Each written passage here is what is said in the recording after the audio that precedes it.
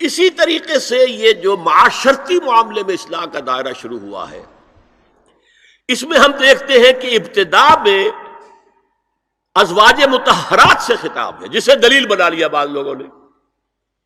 یہ احکام تو صرف ازواج مطہرات کے لیے ہے، حالانکہ میں نے اصول پہلے بتا دیا، چیریٹی بگنز ایٹ ہوم۔ جیسے حضور فرماتے تھے انا اول المسلمین، دیکھو میں تمہیں اسلام کی دعوت دے رہا ہوں، سب سے پہلا مسلمان میں خود ہوں۔ انا اول المومنین، میں تمہیں ایمان کی دعوت دے رہا ہوں، پہلا مومن میں ہوں۔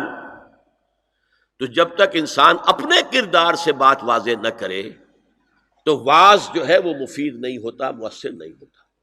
یہ مولانا امین احسن اصلاحی نے مجھے بتایا کہ ان کے استاد حمید الدین فراہی نے یہ کہا کہ سورہ احزاب میں گھر سے باہر کے پردے کا بیان ہے اور سورہ نور میں گھر کے اندر کے پردے کا بیان ہے۔ تو اصلاحی صاحب کہتے تھے کہ اس جملے نے میری آنکھیں کھول دی اور قرآن مجید روشن ہو گیا میرے سامنے، ورنہ اگر یہ بات سامنے نہ ہو تو آدمی اٹکتا ہے، جگہ جگہ پر اشکالات پیدا ہوتے ہیں۔ دیکھیے سورہ احزاب میں کیا کیا گیا۔ نمبر 1، پہلے خطاب ازواج مطہرات سے، بعد میں عام کر دیا گیا۔ نمبر 2، بتایا گیا کہ عورت کا اصل کردار کیا ہے، اس کی اصل جگہ کیا ہے، گھر۔ نمبر 3، استیزان کے حکم کا آغاز ہو گیا کہ گھروں میں اجازت لیے بغیر داخل نہ ہو، لیکن یہاں بھی صرف نبی کے گھر کی بات ہوئی ہے، عام نہیں۔ پھر محرموں کی ایک چھوٹی فہرست ہے جو سورہ احزاب میں آ گئی ہے، اور گھر سے باہر کے پردے کا حکم آ گیا ہے، یہ سورہ احزاب میں ہے۔ سورہ نور میں استیزان اب عام کر دیا، کسی بھی گھر میں داخل مت ہو جب تک اذن نہ لے لو۔ یہ دیکھیے تدریج، پہلے حضور کے گھروں میں داخل نہ ہو، اب کسی بھی گھر میں داخل نہیں ہو سکتے بغیر استیزان کے۔ اور احادیث مبارکہ میں اتنی سختی آئی ہے، میں بعد میں آپ کو بتاؤں گا۔ دوسرے یہ کہ گھر کے اندر پردہ جو محرموں سے پردہ ہے، محرموں سے پردہ، محرم کون ہوتا ہے یہ سمجھ لیجئے۔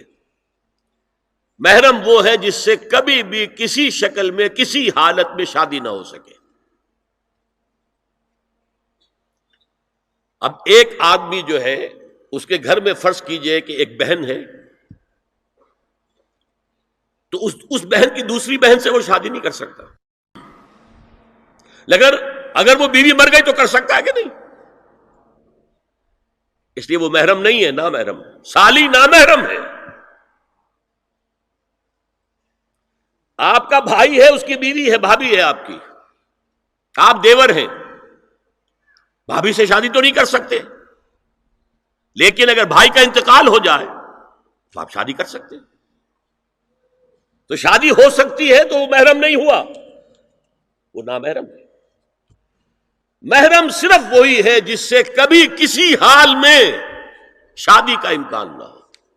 عورت چھپا کر رکھنے کی شے ہے، المرأۃ کلھا عورۃ، عورت کہتے ہی اس کو ہے جسے چھپا کر رکھا جائے۔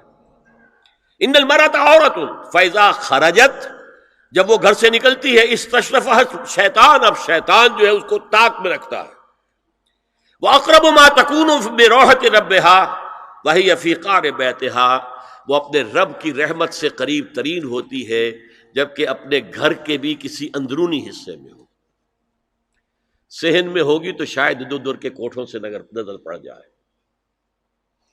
اسی لیے فرمایا مردوں کے لیے مسجد میں نماز افضل 28 گنا، اور عورت کے لیے گھر کی نماز مسجد سے افضل، گھر کے صحن کی مسجد سے افضل، دالان کی صحن سے افضل، کمرے میں اس سے افضل، اور کمرے کی کوئی بغلی کوٹھڑی ہے تو اس میں سب سے افضل۔ یہ احادیث نبی اکرم صلی اللہ علیہ وسلم، مزاج ہے نا، اس سے بن رہا ہے، ایک معاشرت وجود میں آ رہی ہے۔ لَقَدْ كَانَ لَكُمْ فِي رَسُولِ اللَّهِ أُسْوَةٌ حَسَنَةٌ، اے مسلمانوں تمہارے لیے اللہ کے رسول کی زندگی میں ایک بہترین نمونہ ہے، اسوہ حسنہ ہے۔ ایک بات اس میں غور طلب ہے، مردوں کے لیے تو اسوہ کامل ہے، مرد اگر سپہ سالار ہے تو اسوہ موجود ہے حضور کا، مرد اگر صدر ریاست ہے، خلیفہ ہے، تو اسوہ موجود ہے رسول کا، کوئی قاضی القضات ہے تو اسوہ موجود ہے رسول کا، کوئی کسی مسجد میں خطیب ہے، امام ہے، تو اسوہ موجود ہے، باپ کی حیثیت سے اسوہ موجود ہے، شوہر کی حیثیت سے اسوہ موجود ہے کہ نہیں؟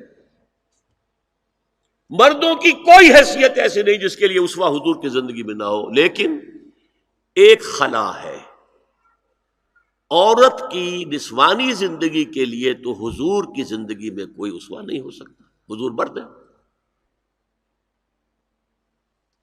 یہ ہے فلسفہ، یہ ہے حکمت دین، کہ جس صورت میں یہ آیت آئی لقد کان لکم فی رسول اللہ اسوۃ حسنۃ لمن کان یرجو اللہ والیوم الآخر وذکر اللہ کثیرا، اے لوگو، اے مسلمانوں، تمہارے لیے اللہ کے رسول کی زندگی میں ایک اسوہ کامل ہے، عمدہ اسوہ ہے، ہر اس شخص کے لیے جو اللہ کا امیدوار ہے اور یوم آخر کو بھی مانتا ہے اور اللہ کا ذکر کرتا ہے کثرت سے۔ اب اس خلا کو پر کیسے کیا جائے؟ حضور کی ازواج کو بنایا گیا اسوہ خواتین کے لیے، اور یہی ایک بہت سی اور بھی حکمتیں ہوں گی۔ ایک حکمت یہی تعدد ازدواج میں ہے، اور حضرت عائشہ کی اتنی کم عمر میں شادی کرنے میں ہے کہ دیر تک وہ امت کو پڑھاتی رہی،